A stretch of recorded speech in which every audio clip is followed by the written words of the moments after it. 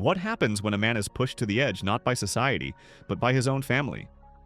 Imagine a boy born into a legacy of violence who wants nothing more than to escape it. This is the story of Sergei Kravenov, a man who the world will come to know as Kraven the Hunter. But ironically, the only things he truly hunts are other hunters. His life is a brutal contradiction. Raised by a father who saw the animal kingdom as a collection of trophies, Sergei is forced onto a path of bloodshed.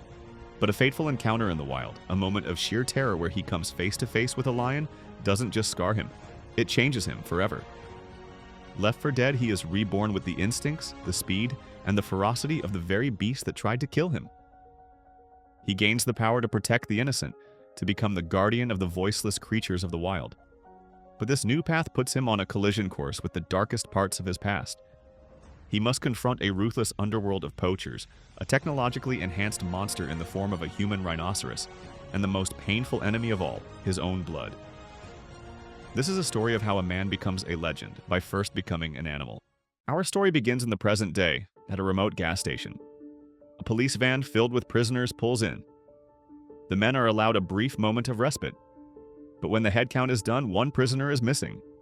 Inmate 0864, a man named Kraven. The guards find him standing silently by the washroom, his presence calm yet unsettling. Soon, they all arrive at a maximum security prison. The next morning, as Kraven exercises, a group of hardened inmates decides to test the newcomer. It's a mistake they instantly regret. Kraven moves with unnatural speed and precision, dismantling them with brutal efficiency. This display of force lands him in the office of the prison's corrupt head, Simon. Simon, surrounded by the pelts of hunted animals, tries to intimidate Kraven, telling him to learn his place. Kraven's eyes fall on a lion's skin and he remarks that animals shouldn't be slaughtered like this. Enraged, Simon attacks. But Kraven is no ordinary man. He possesses supernatural strength and agility. He easily overpowers Simon, killing him, and then does the impossible. Like an animal, he scales the walls, leaping with incredible power, and vaults over the prison's high fences. Bullets fly past him, but he's too fast, a blur of motion. Outside, a plane is already waiting, his escape perfectly planned. Kraven was never a prisoner. He was a hunter on a mission, and his target is now eliminated. To understand how he became this man, we have to go back 16 years. We see a younger Kraven with his little brother, Dmitri. Their father picks them up from school, not for a family outing, but to take them from London to a new life in New York. On the way, he drops a devastating bombshell. Their mother is dead. He claims her mental health had deteriorated and she took her own life. But Kraven blames his father. He believes his father's obsession with his criminal business and constant absence is what truly broke her.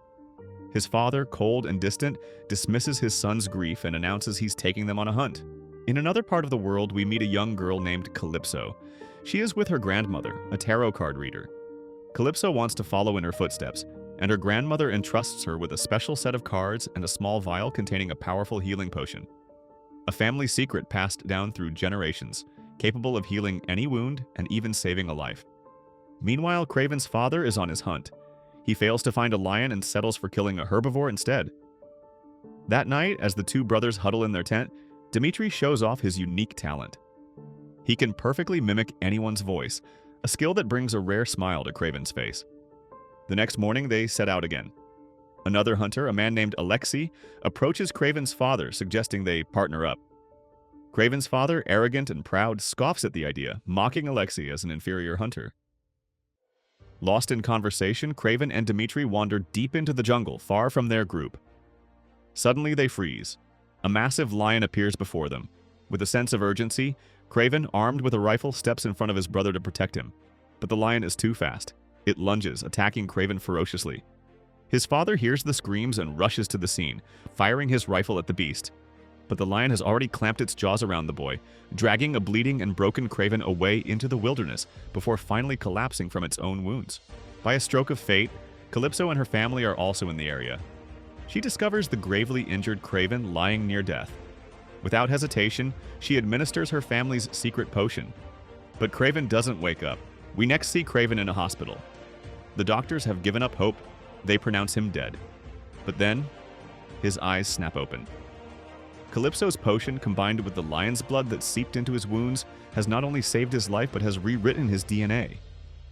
The lion's essence is now a part of him. His recovery is miraculous. He now possesses superhuman strength and vitality. When he returns home with his father, the first thing he sees is the mounted head of the very lion that attacked him. His father, seeing only victory, tells Kraven to quit school and join him, to become a great hunter. Kraven refuses. He declares he will never make a living by killing innocent animals. He decides to leave. That night, as he packs, his brother Dmitri finds him, begging him not to go. "Mom's gone, and now you're leaving me too," he cries. Kraven explains that if he stays, he'll be turned into the one thing he despises. With a heavy heart, he leaves. Kraven finds refuge in a Russian animal sanctuary that once belonged to his mother. As he arrives, he hears a strange noise. A massive herd of wild buffalo is stampeding directly towards him. He closes his eyes, bracing for the end. But the herd parts around him, and when he looks up, he sees that one of the buffalo stood its ground, shielding him. He has found his true home. Living in the sanctuary, Kraven begins to understand the extent of his new abilities. The lion's DNA has given him unimaginable power. One day, driven by hunger, he hunts a deer. We see his powers in full force for the first time. He runs like a lion, leaps through the forest with impossible grace. He is learning to embrace this new life, this new identity. One day, the sound of gunshots echoes through his sanctuary.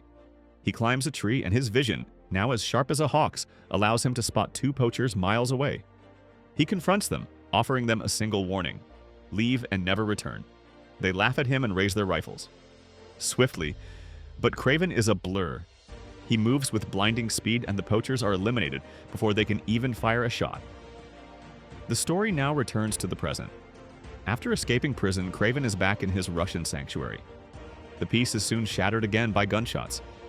He finds poachers loading captured animals onto a truck.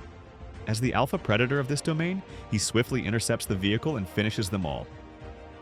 Among their belongings, he finds a diary, a ledger containing the names of countless illegal hunters. At that moment, his purpose becomes crystal clear. He will hunt down every single person on this list and end their reign of terror for good. Meanwhile, we see Calypso again. She's now a lawyer, attending the funeral of a friend who was murdered by the same man Kraven killed in prison, Simon. Kraven finds her, revealing he's the boy whose life she saved all those years ago. He knows this because she had left behind a single tarot card, which he kept all this time. He tells her he has already avenged her friend by killing Simon. Skeptical, Calypso goes home and researches the incident. News reports speak of an unknown vigilante nicknamed the Hunter, who executed Simon in prison. Realizing he's telling the truth, she agrees to meet him again. Kraven shows her the list. He explains his mission to wipe out this network of criminals who operate above the law. As a lawyer, he asks her to help him identify the ones justice can't touch. He will be their judge, jury, and executioner. Calypso agrees to help. Our attention turns to Alexei, the hunter who was once scorned by Kraven's father. An associate informs him about the mysterious Hunter killing off their kind, but Alexei is unconcerned. He visits the remnants of Simon's gang in prison, declaring himself their new leader. Some resist, firing their weapons at him, but the bullets bounce harmlessly off his skin. An unseen shooter, Alexei's man, takes out the dissenters. Alexei's power is absolute. Kraven, meanwhile, tries to maintain a connection to his past. He visits his brother Dmitri for his birthday. Their father is also there, once again demanding Kraven return home and take over the family business. Kraven flatly refuses. The next morning, Kraven goes to his brother's room and finds it empty, with bloodstains on the sheets. Dmitri has been kidnapped.